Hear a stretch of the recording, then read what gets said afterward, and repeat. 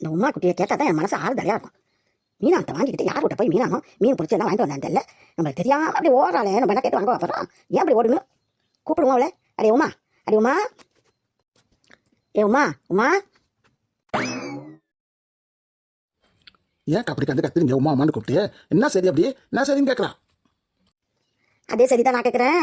மீனானத்தை யார் விட்டு வாங்கிட்டு வந்து எனக்கு தெரியாமல் அப்படி நொஞ்சு வந்து பூனை மாதிரி வந்து உள்ளார விட்டு விட்டு ஓடுறியே, எனக்கு தெரிஞ்சா என்ன அந்த மீனாத்தை கொஞ்சம் ஊற்றி கொடுத்து கேட்க போறேன் நிறைய கேட்குறேன். அக்கா அதெல்லாம் இல்லை, எங்கள் வீட்டுக்காரர் இருந்து நேரம் ஆச்சு, வேலைக்கு போகணும் சாப்பாடு வேணும்னு சொன்னார். நான் அவசரமாக ஓடுனேன். இருக்கப்போ இப்படி சொல்கிறீங்க. ஆமாம், யார் விட்டு மீனா வாங்கினேன்? யார் விட்டு வாங்கினேன்? யார் விட்ட மீனா வாங்கினா தான் உங்களுக்கு என்னக்கா? உங்களுக்கு என்னன்னு கேட்குறேன். நான் யார் விட்டாச்சும் வாங்கிட்டு போகிறேன். இல்லை, யார் விட்டு வாங்கினேன்? எனக்கு தெரிஞ்சாகணும். உங்களுக்கு எதுக்கு தெரியும்னு கேட்குறேன். எதுக்கு தெரியுன்னு? நான் யார் விட்டாச்சும் வாங்கி ஊற்றிட்டு போகிறேன். உங்களுக்கு என்ன? அம்மா ஆரம்பிச்சிட்டியா? எதுக்குமா அங்கே வந்து என்னம்மா பேசி நிற்கிற? உமா கிட்ட என்ன பேசி நிற்கிற? வா உள்ளார.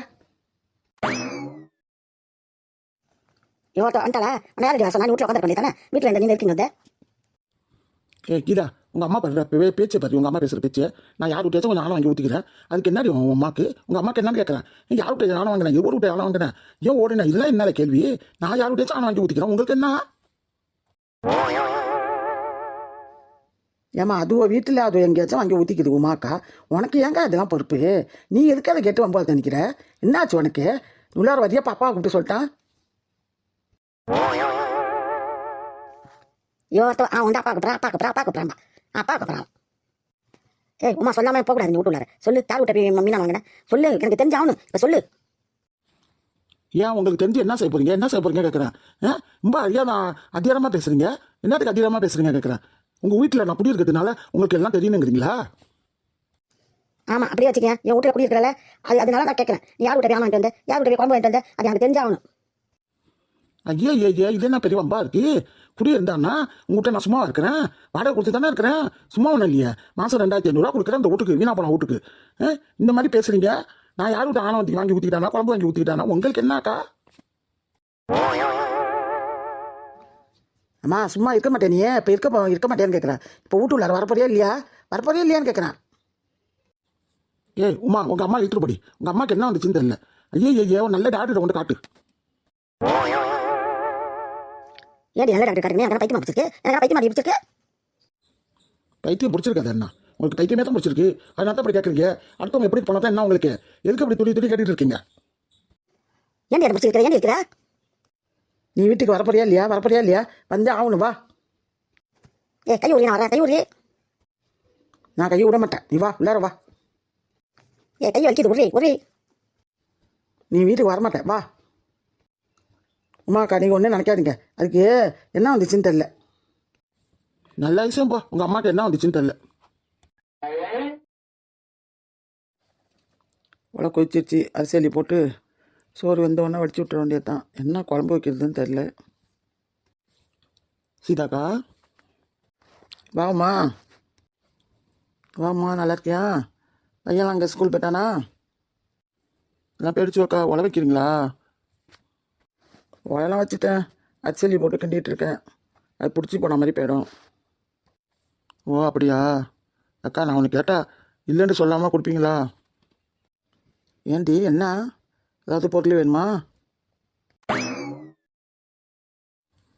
அதெல்லாம் ஒன்றும் இல்லை அக்கா. அப்போ என்ன வேணும் சொல்லு. அக்கா அந்த வீடு உங்கள் வீடு பூட்டி தனக்கா கிடக்கு சும்மா. ஆமாம்மா, ஏன் கேட்குற? நான் தங்கத்துக்கு அந்த வீட்டை கொடுங்கலக்கா. சும்மாலாம் கொடுக்க வேண்டாம், வாடகை கொடுத்துட்றேன். எவ்வளோ வாடகைன்னு சொல்லுங்கள், மாதம் வாடகை கொடுத்துட்றேன். ஏன் இப்போ இருக்கிற சுந்தரி அக்கா வீடு என்னாச்சு? நல்லா தானே இருக்குது. வீடுலாம் நல்லா தான்க்கா இருக்குது. ஆனால் சுந்தரி அக்கா செய்கிறதுலாம் எனக்கு கொஞ்சம் வர பிடிக்கலக்கா. ரொம்ப படுத்தி வைக்குதுக்கா. என்னடி படுத்தி வைக்குது? என்ன ஏக்கா? அது வீட்டில் நான் வாடகை கொடுத்துக்கிட்டு தான் இருக்கிறேன், சும்மா ஒன்றும் இல்லை. அந்த வீட்டில் இருக்கிறதுனால நான் எங்கே போகிறேன், எங்கே வர்றேன், நான் என்ன குழம்பு வைக்கிறேன், என்ன சாப்பாடு செய்கிறேன், எல்லாமே அந்த சுந்தரி அக்காட்ட சொல்லணுமாக்கா? என்ன எல்லாம் சொல்லணுமா? ஏன் வீட்டில் வாடகைக்கு எந்த எல்லாமா சொல்லணும் ஓனர்கிட்ட? ஆமாக்கா அப்படி தான் சொல்லணும்னு சொல்லுதுக்கா. நேற்று உங்ககிட்ட இருந்து மீன் குழம்பும் பொரிச்சு மீனை வாங்கிட்டு போனலக்கா, அதை வந்து நான் இவங்க எதுவும் வாங்கி எடுத்துக்கிட்டு போகிறேன். ஒரு மூடி வேற போடாமல் நீங்களும் கொடுத்துருக்கேன். நானும் நினப்பு இல்லாமல் வாங்கிட்டு போயிட்டேன். மூடியை வச்சு போட்டு கேட்டுருக்கணும். மூடி போட்டாலாம்க்கா அது மூக்கில் என்னண்டா வேத்துறாங்க்கா. கழுகுக்கு வேத்துற மாதிரி அதுக்கு வேத்துரும். இங்கே நான் எடுத்துகிட்டு போகிறேன். அது அடுப்பில் ஒலை வச்சுக்கிட்டு வாசலில் ஒலை வச்சுக்கிட்டு உட்காந்துருக்குக்கா. அடுப்பு எரியுது உட்காந்துருக்கு. அப்பயே நான் பார்த்துக்கிட்டு பொறுமையாக நடந்து வேகமாக நடந்து வீட்டுள்ளார போயிட்டேன். அப்போ கட்டியாக கூப்பிடுது, அடியே உமா என்னடி கையில் மீனான வாசம் இருக்குது, என்னடி இருந்துச்சு. ஒன்றும் இல்லை, எங்கள் வீட்டுக்காரர் சாப்பிட்றதுக்கு உட்காந்துருக்கிறாரு, நான் போகிறேன்னு சொல்லிட்டு போயிட்டேன். அப்புறம் என்ன ஆச்சு? உண்மையிலேயே ஒரு எங்கள் வீட்டுக்காரு இன்னைக்கு அரை நேரத்தில் வேலை முடிஞ்சிருச்சுட்டு வயிற்று பேசிக்கிட்டுன்னு வந்து உட்காந்துருக்காருக்கா. குளிச்சுட்டு சாப்பாடு வைக்கிண்டு நான் அப்போ தான் ஆணை எடுத்துகிட்டு வந்தேன்னா உங்கள்கிட்ட வந்து குழம்பு வாங்கிட்டு போய் அவருக்கு சாப்பாடு வைக்கிட்டு அவசரமாக ஓடிட்டேன். அதுக்குன்னு காலையில் வந்துக்கா அவ்வளோ பேச்சு பேசுதுக்கா. என் வீட்டில் இருந்தால் எனக்கு நீ கட்டுப்படுத்தி தான் இருக்கணும். நான் கேட்குற கேள்விக்கெல்லாம் பதில் சொல்லணும்.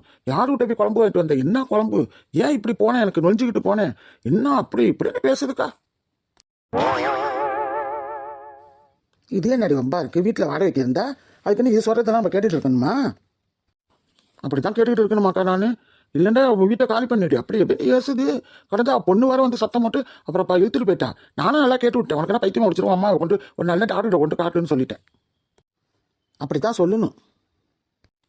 அதுக்கு மோசமாக போயிடுச்சு. ஆனால் பைத்தியமா பித்துக்கோழியாண்டா அதுக்கு வரையும் எப்படி திட்டுது. அவன் மோவை பிடிச்சி பரப்பரண்டு இழுத்துக்கிட்டு வீட்டுள்ளார போயிட்டாக்கா. அதுக்காக எனக்கு ரொம்ப சிரமமாக இருக்குது அந்த வீட்டில் இருக்கிறது. எனக்கு அந்த வீட்டில் இருக்கிறது ரொம்ப தொல்லையாக இருக்குது. பேச்சு வாங்கிட்டு நம்மள்ட்ட ஒரு செய்தியை வாங்கிட்டு வீட்டுக்கு உடுப்பி சொல்லணும். யார் விட்டியாச்சும் ஒரு செய்திண்டா அந்த செய்தியை சொல்லாக்கிட்டே அதுக்கு தலை வெடிச்சு போயிடாக்கா. அதை 74 கோணம் வச்சு ஒரு செய்தியாக இருந்தால் அது 9 இது வச்சு இதாக கூட்டி அந்த செய்தி இல்லாத பலெல்லாம் வச்சு பேசும். அது வீட்டில் நடக்கிற செய்தி ஒன்று வர நம்மளுக்குலாம் காதில் விழுவாது. ஒரு செய்தி நம்மக்கிட்ட சொல்லாது. அது விட்ட செய்தி ஒன்று வர நம்மளுக்கு சொல்லாது, ஒன்றும் செய்யாது. நம்ம விட்ட செய்திண்டா நல்லா பேசுன்னு உட்காந்துருக்கோம். அதுக்கு அப்போலேருந்து அதே பழக்கமாக போயிடுச்சுடி, அதே பழகி போயிடுச்சு. அதுக்கு ஒரு விட்ட செய்தியை வாங்கி 9 விட்ட சொல்கிறது, இட்டு கட்டிட்டுனாலாம் சொல்லலாம். அது சொல்லலண்டா அதுக்கு தலை வெடிச்சு போயிடும். அது விட்ட செய்தியை ஒன்று கேளு, ஒன்றுமே சொல்லாது. அப்படியே மழுப்புன மாதிரி பேசிட்டு போவோம். அதுக்கு அதே ஒரு பழப்பாக போயிடுச்சு. அதுக்கு தாக்கா உங்கள்கிட்ட இந்த வீட்டை கேட்டு இந்த வீட்டில் நம்ம குடி வந்துருக்கலாம், அதை விட்டுட்டு வந்துன்னு பெரிய தொல்லையாக இருக்குன்னு சொல்லியிருக்காங்க. கேட்க வந்தேன். இந்த வீட்டை கொடுங்கக்கா, நான் வாடகை கொடுத்துட்றேன்க்கா. நீ என்ன வாடகை கொடுக்க மாட்டேன்டா சொல்கிறேன். அங்கே எவ்வளோ வாடகை கொடுக்குற? அங்கே 2500 ஒரு ரூமும் இருக்கும். ஒரு ரூமு, ஒரு கிச்சனு, ஒரு ஹால் சின்ன கொண்டா, பாத்ரூம் கக்கூசம் ஒன்றா இருக்கும். அதை கொள்ளையில் தான் இருக்கும். அதுக்கு தான் 2500 கொடுக்குறேன்க்கா.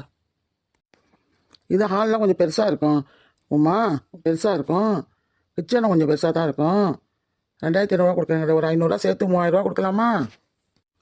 சரிக்கா, நான் 3000 தந்துடுறேன்க்கா. எனக்கு இந்த வீட்டை மட்டும் கொடுங்கக்கா. அண்ணன்ட்ட கேட்டுக்கிட்டு எனக்கு சொல்லுங்கக்கா. சரி அண்ணன் வரட்டும். கேட்டுக்கிட்டு உன்ட்ட சொல்லிட்டேன். சும்மா தான் பூட்டி கிடக்கு. நம்ம வந்து மணிகண்டனுக்கு கல்யாணம் பண்ணால் உங்களுக்கு வீடு வசதி பத்தாது, சின்ன வீடு தானே. அதான் இருந்தால் கொஞ்சம் வெத்தாடிலாம் வர்றதுக்கு வசதியாக இருக்கமே என்று பார்த்தேன். இப்போ நீ கேட்குற அதை பற்றி என்னக்கா? மணிகண்டன் கல்யாணம் ஆயிடுச்சுட்டா வீடு உங்களுக்கு வசதி பற்றிலாம் சொல்லிட்டு இந்த வீட்டில் தங்கிக்கங்க. நான் வந்து நான் சும்மா இருந்துக்கிறேன். அப்போ வந்து நீங்கள் உங்களுக்கு கொடுத்துக்கங்க. நான் வேண்டாம், வேறு வெளியே எங்கேயாச்சும் போயாச்சும் இருந்துக்கிறேன். வேணா அப்படி இருந்துக்க. நான் மண்டபத்தில் கல்யாணம் பண்ண போகிறோம். வீட்டில் வந்து என்ன விசேஷம் பண்ண போகிறோம், மண்டபத்திலே வச்சுக்கொண்டே தான். சரி நான் அண்ணனை கேட்டுக்கிட்டு சொல்கிறேன் அவன்கிட்ட.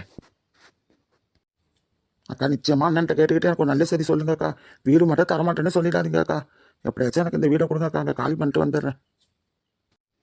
சரி உமா, அண்ணன்ட்ட கேட்டுட்டு சொல்கிறேன். உட்கார உமா, நின்றுக்கிட்டே இருக்கிற திண்ணியில் உட்காரு.